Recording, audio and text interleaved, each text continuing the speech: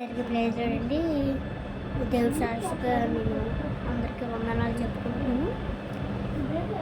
మనకైతే ఫ్లిప్కార్ట్లో, అమెజాన్లో అయితే ఈ బైబిల్ అయితే అవైలబుల్ ఉంది. ఈ ఏంటంటే బైబిల్ స్టోరీస్, దీంట్లో 10 బుక్స్ అయితే వస్తాయి. చిన్నపిల్లలకి బాగా యూజ్ అవుతుంది. అంటే ఇలాగ ఇంగ్లీష్లో వస్తాయి. ఇప్పుడు ఈ ఆన్లైన్ క్లాసులకి కొంతమంది చిన్నలకు అర్థమవుతుంది, తెలుగులోనే చెప్తేనే అర్థమవుతుంది. అందుకని ఇప్పుడు నేను మీకు ఎక్స్ప్లెయిన్ చేసేది ఏంటంటే ఇంగ్లీష్లో ఉండేవి తెలుగులో మేము తెస్తాం. ఓకేనండి, స్టార్ట్ చేస్తాం. First the birth of the Christ అంటే దేవుడు జన్మించినప్పుడు. దేవుడు జన్మించినప్పుడు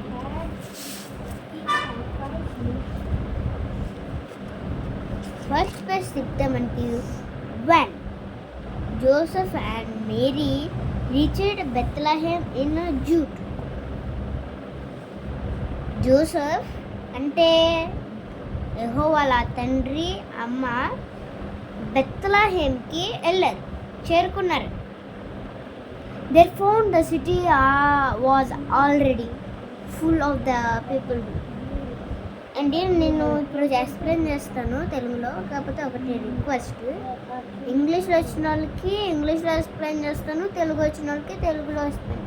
అంటే ఇప్పుడు నేను ఎందుకు తెలుగులో ఎక్స్ప్లెయిన్ చేస్తానంటే, బట్ కొంతమందికి ఇంగ్లీష్ రాదు. అదంటే ఎలాగా, ఈ వండర్ అంటే ఎలాగా, జోసెఫ్ అంటే వీడు, దట్స్ మెనీ. బెత్లెహేమ్ అంటే ఏంటి, బెత్లెహేమ్ మన తెలుగులో కూడా ఇస్తారు బెత్లెహేమ్. ఓకే, ఇప్పుడు ఏంటి ఇచ్చారు, they found that the city was already full of the people. ఇప్పుడు మనం అంటే వాళ్ళు చేరుకున్నారా ఒక ఊరు. ఆ ఊరిలో పీపుల్ వాళ్ళు అర్థం చేసుకోలేదు. ఒక్కడ అర్థం, his came to have their names where could we stay. Mary అడిగింది, మనం ఎక్కడ ఉందా? ఏం చెప్పింది మేరీ? ఎక్కడ ఉందా? హల్లెలూయా అందరికీ. What Joseph or Mary was advantaged for pregnancy. Mary అయితే నొప్పులతో భరిస్తుంది ప్రెగ్నెన్సీ. తను ఎలాగుండాలో తను తెలియదు. జోసెఫ్ ఏమో ఒక గాడిది మీద మేరీని ఎక్కించుకొని తాడుతో తీసుకెళ్తున్నాడు. ఒక పక్క అడి తీసుకెళ్తుంటే ఒక పక్క మేరీకి కడుపు నొప్పులు స్టార్ట్ అయ్యాయి. నెక్స్ట్ పేజ్ మనకైతే ఇలా చూసారు కదా మరి, మనకైతే ఇలా ఇక్కడైతే స్పెల్లింగ్స్ అయితే ఇస్తారమ్మా, చదువుకోవచ్చు మనం ఈజీగా. ఎవరికైనా రాకపోతేనే ఈ క్లాసెస్.